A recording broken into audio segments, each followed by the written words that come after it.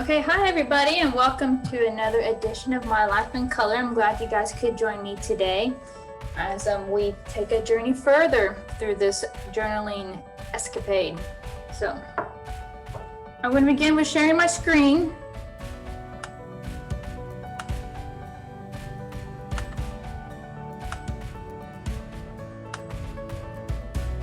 And of course, I have to work on getting it in focus, as always. There we are. Okay.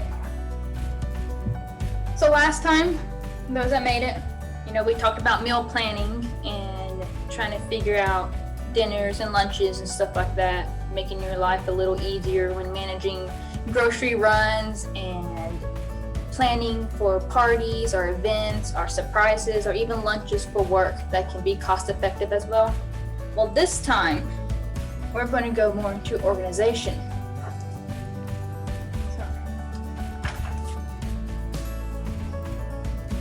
First things first though, we must start off.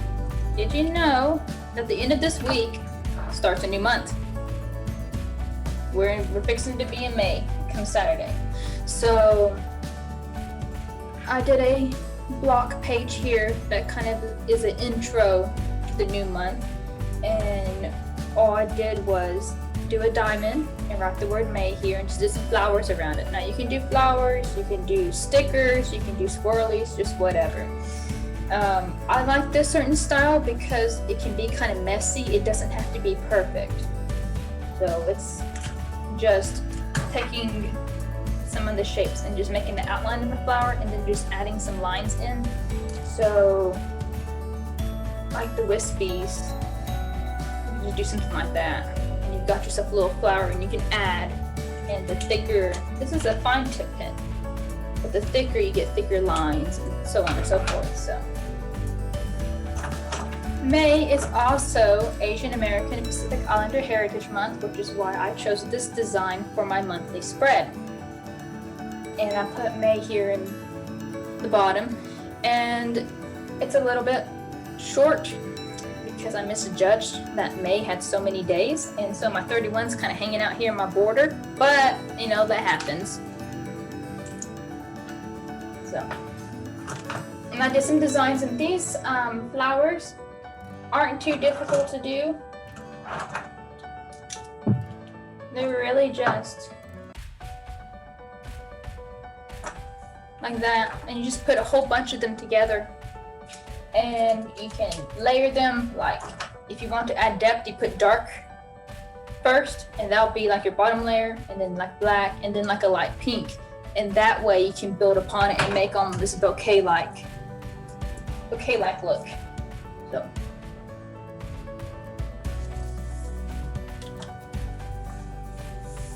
So different things in May, like I always do a color palette. So starting in May, I bring out all the colors. Generally, like in winter, it's cooler colors. Spring is warmer. In May, the rainbow comes out. All the colors. Anything's game. So, but some use May for more pinks and yellows, kind of continuation of April. If you want to, you can use whatever you want. And so here's some different designs you can play around with. And some of these are very quick to do. As in like this May, really, all it is just you write out May like that. And then, depending on which pen, you can cross cursive over it and create a little design like that. You do have options. You can also, to get this look, instead of outlining it and filling it in and run the risk of bleeding your inks, you can just go ahead and write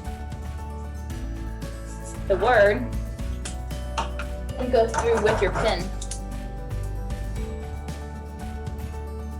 and outline it.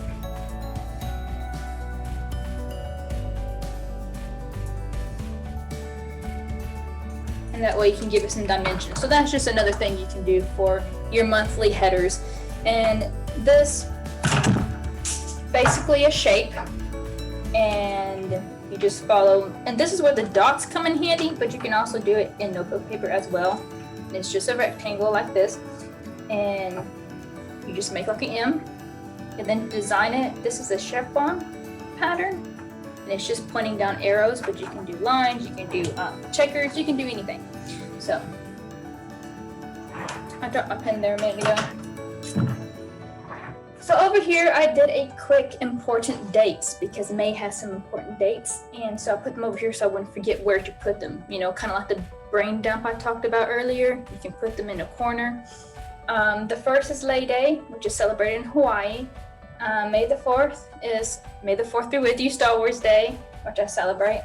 The 5th is Kodomo no Hi, which is in Japan. It's a children's day. And it's where you can make like samurai hats and carp streamers and all kinds of stuff.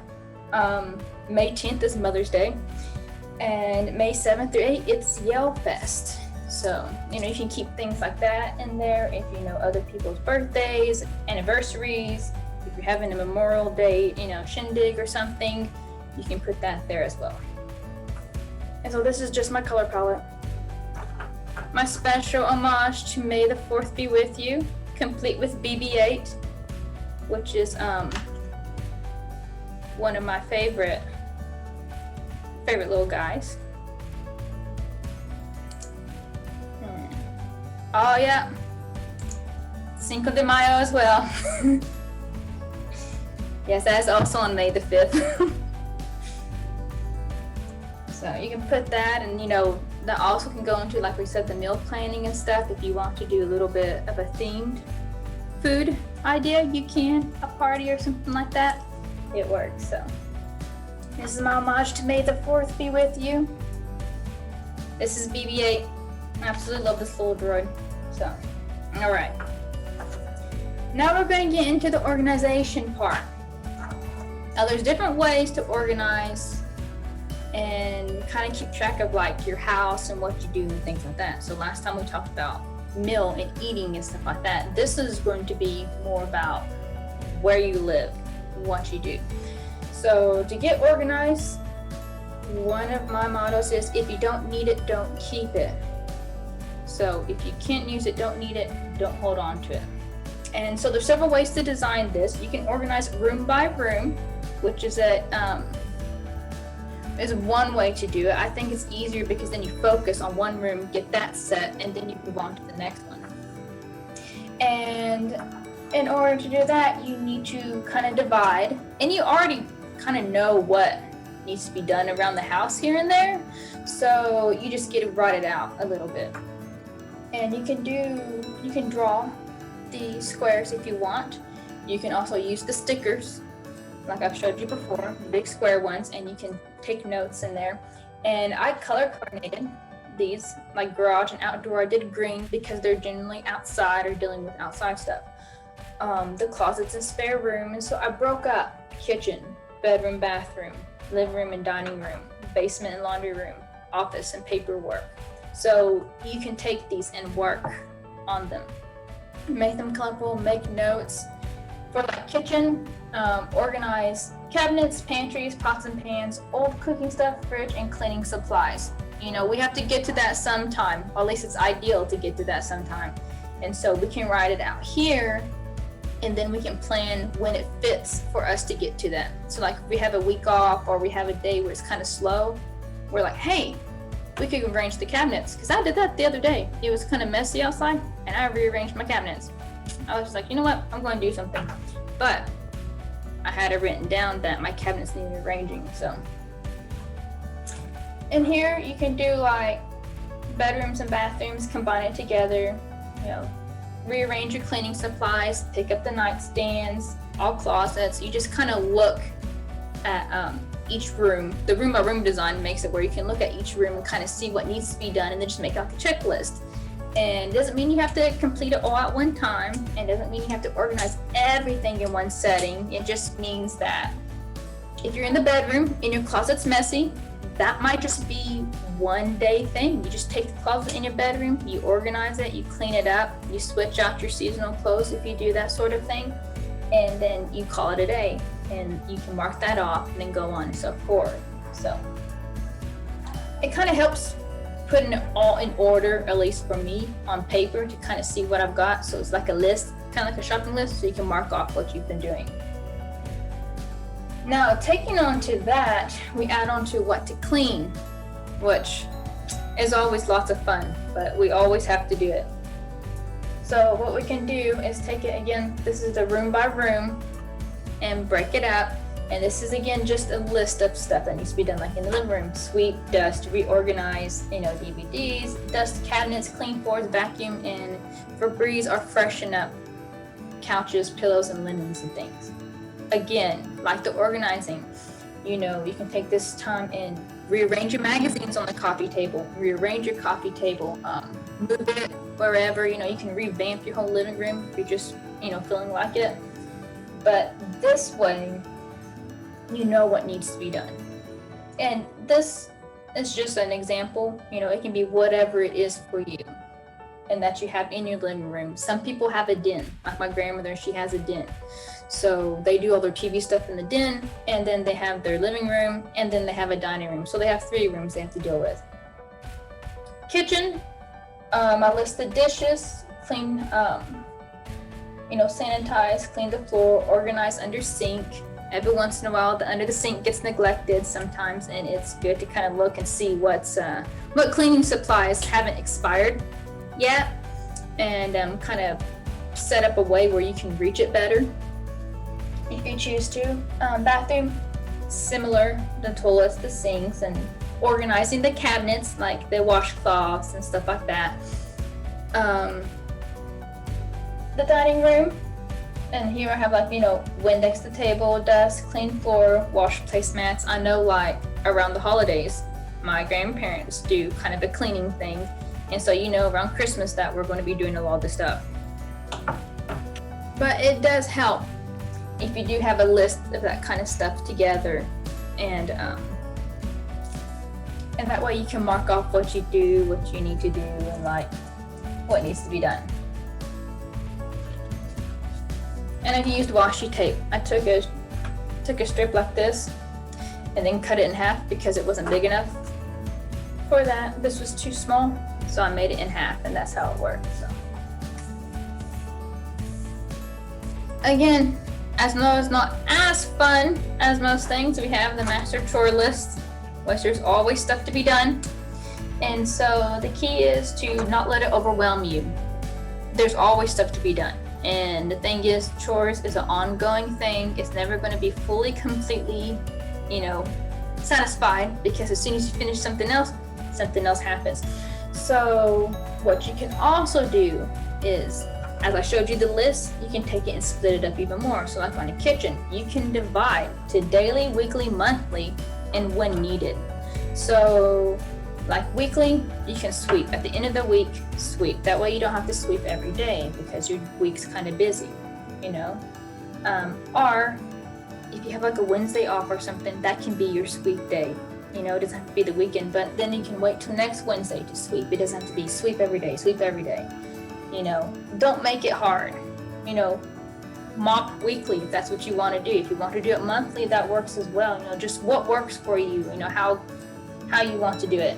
Counters, I have it down daily, but mainly, it's just like washing the table after you eat. You just wash that down. If you don't use the counter, there's no need to wash it, So fridge and freezer, I have those monthly. Some people clean them out a lot more frequent.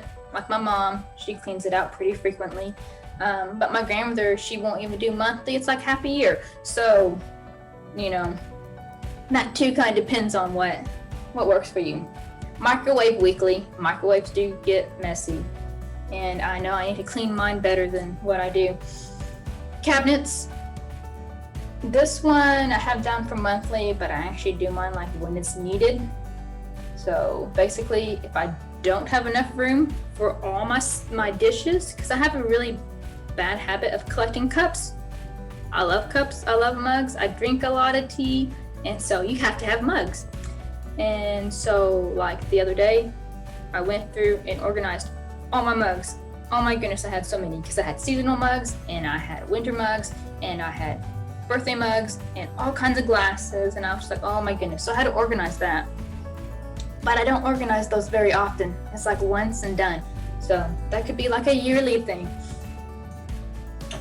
And everything else is basically just shelves monthly, oven monthly, dishes daily. If you have a dishwasher, that makes it pretty easy. So moving to the living room, dust. You can dust daily, you can dust weekly. I have it down for weekly. And vacuum, mop, same thing, just whatever works for you. Some people tidy every day. So, that's something you can also do instead of like spending one whole day to clean. If you tidy up a little bit every day, especially the spot you're using the most, you won't necessarily have to have like one big day to just clean. You see all this and like, oh my gosh, there's a lot to do. You can break it up in little parts. And that's where writing it down helps. And you can do it in different colors too, like in the living room, you can do it rainbow. Like if you need to rearrange your magazines, sit down and rearrange them, and then just be done, go do something else fun, and then move on. And if you feel like going back to it, do something else in the living room, or else, look at your list, go into the office, maybe, fix all those papers and hunt for some paper clips you've lost or something. So, it's very versatile and flexible, so you're not necessarily bound to a cleaning day, or much less really like a chore must be done list. But if you do a little bit every day, it can be better. But again, you don't have to. You can do it every 2 days. You can pick that one day. You can do it once a week. So, harkening back to when we did routines, that's kind of the idea of what we're trying to establish here. Now, routines are ideal to have, not always feasible because life happens, things aren't set. But basically, so you have to make kind of a routine on the fly, and that can be a flexible routine, which basically can be like my list: tidy my room, cook, and something else, read, but not necessarily in that order. It may just be whenever I get to it. So that's why I like the list. And here, it's just an idea for like daily. What you can do is you can make your bed, organize your papers, clean your tables, dish-free sink. If you have a dishwasher, just pop all your dishes in the dishwasher and, do it. Wipe counters and clean desk. That could be like daily steps. Like when you're finished in the night and you've done all your school work and all that jazz, you just fold it up in a little. What I have is a folder, and the current project I'm working on, I have a folder dedicated to that. So that way I don't stick it in another folder and lose it. I just take all that stuff, not necessarily in any order, and just stuff it in there. And I know that's for like my bullet journaling class. It all stays in one folder. Is it organized? No. Is it all together? Yes. So that way I don't have like my ghost stories I'm working on mixed in with my organizing. So that way when I'm talking to you about bullet journaling, I'm not talking to you about spooky stories. So it helps to have kind of a loading tray, you might say. I also do that with mail. I have a letter opener. I have a letter carrier that I put all my mail in, and I just lay it, and then I go back later and look at it. But that way it's organized, but it's out of the way. So it's organized in the ways. I'd say it's organized chaos because I just throw the envelopes in there and I come back. So weekly, your routine, you can have a daily routine, a weekly routine, a bi-weekly routine, and a monthly. And you can observe all these. You can do part of these. You can pick and choose, just like I said, whatever works for you. Sometimes people who live alone, they can't, they might get more done, they might not. People who have help, you can delegate things to people. And you give them a little chart and you give it colorful and like, okay, daily, today I want you to blah, blah, blah, blah, blah. I know when I was younger, I had a list of chores to do during the day before I could play. So, we had to get that done. So I learned really quick how to time manage so that way I can make effective how much time I had to play. So, but monthly can be like,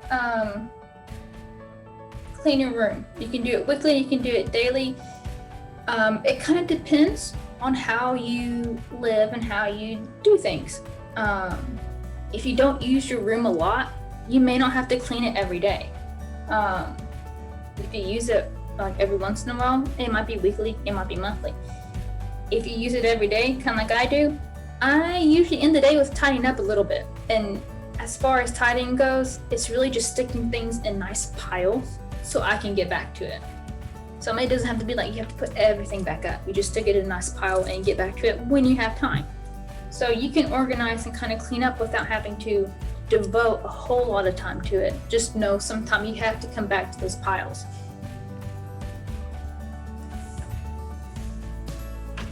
Another way of housekeeping, and this is kind of like by room, but you can also do it as a zone idea, rather than if you want living room or what you call it. So that way you can say zone 1, and that will be like kitchen. And then you can dedicate, if you want to, a day to zone 1, or say zone 1 is going to take 2 days. So you can write zone 1, and you can zone 1, and it will be May 3rd through 4th. And so you know you've given yourself like 2 days to get through it. You can have workday tasks.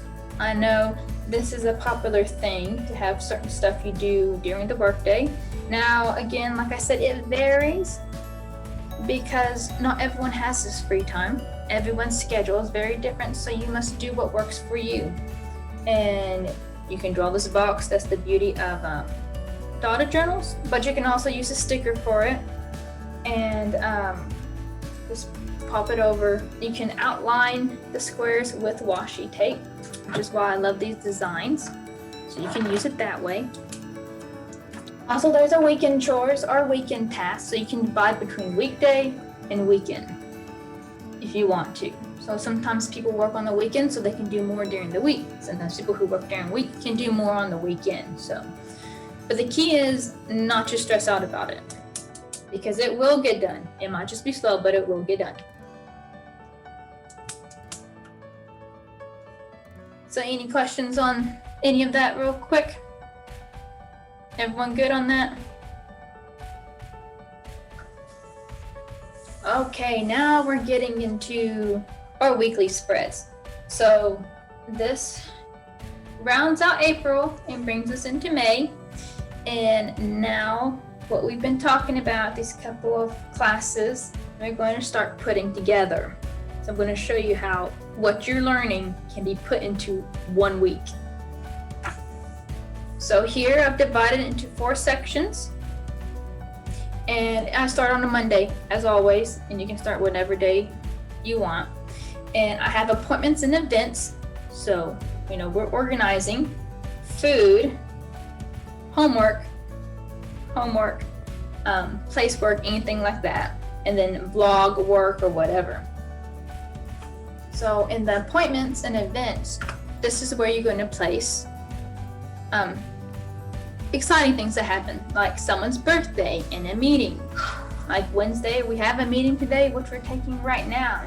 There's an event tonight. We have a tech meeting Friday, and then I think Paris has some form of little spring festival on Saturday. So you write that here on the top, complete with the times and the dates or whatever.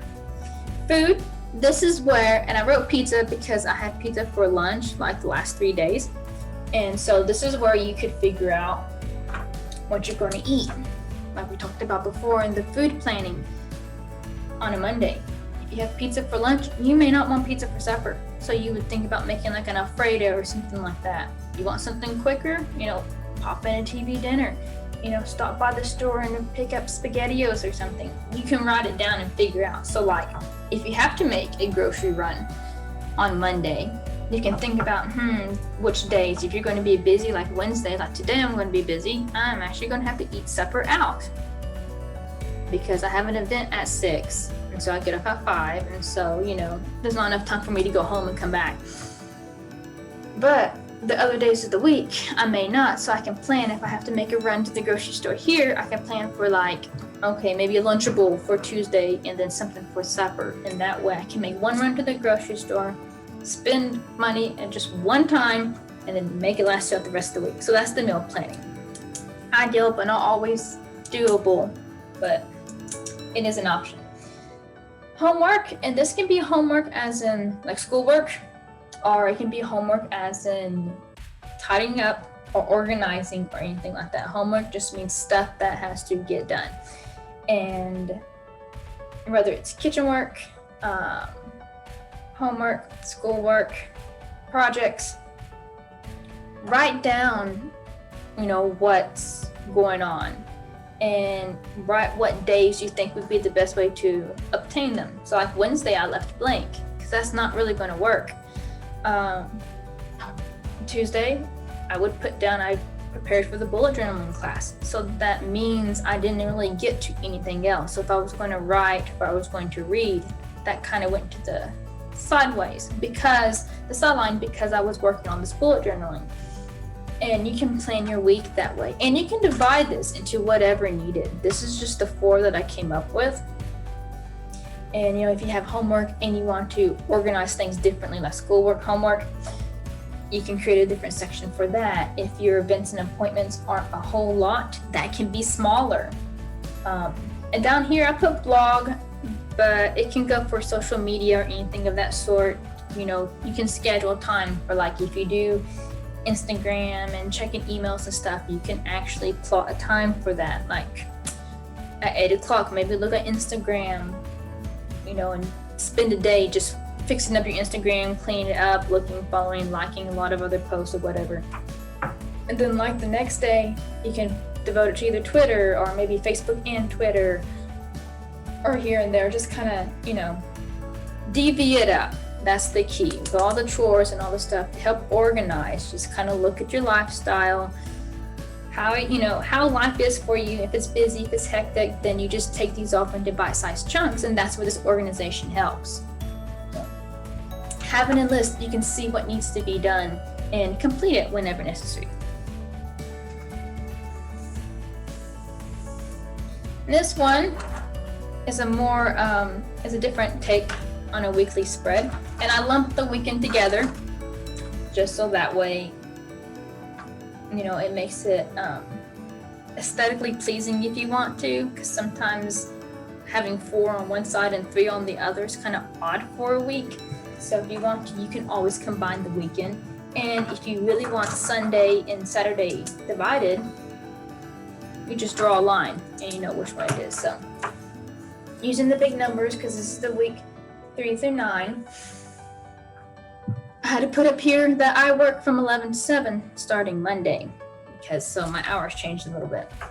And so with this list, this is where you start putting your stuff. You can put your events, like work on bullet journaling, because I've got to get ready for not this next week, but the next.